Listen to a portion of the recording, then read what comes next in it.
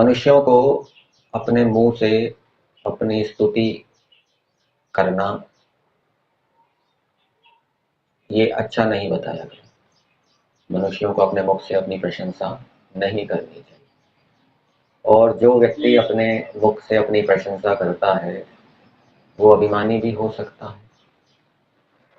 तो इस पर यह बात आती है कि परमेश्वर ने वेद मंत्रों के अंदर अपनी स्तुति की, अपनी प्रशंसा की, तो क्या परमेश्वर भी अभिमानी है?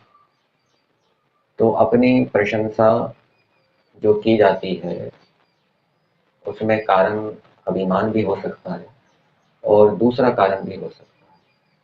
दूसरे को परिचय देने के लिए भी अपनी प्रशंसा की जाती है, अपनी विशेषता बताई जाती है, और दूसरों को प्रेरित करने के लिए भी अपनी स्तुति की जाती है, अपनी प्रशंसा की जाती है। कब की जाती है? जब कोई दूसरा हमारा परिचय देने वाला ना हो। जैसे हम किसी सभा में गए, कोई हमारा परिचित नहीं है जो हमारा परिचय दे सके, तो फिर हमें खुद ही अपना परिचय देना पड़ेगा, जिससे कि जो वक्त श्रोता है वो परिचय को जानकर श्रद्धापूर्वक व्याख्यान को सुने। और जब परिचय जानने वाला होता है तो वो हमारा परिचय देता है। इसी प्रकार से सृष्टि के प्रारंभ में ईश्वर के विषय में कोई जानने वाला था?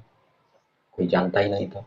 तो परमेश्वर ने वेद मंत्रों के माध्यम से अपना परिचय दिया कि मैं ऐसा हूँ। और दूसरा प्रयोजन ये भी समझना चाहिए कि मनुष्यों को प्रेरणा देने के लिए कि मनुष्य भी ऐसा बने।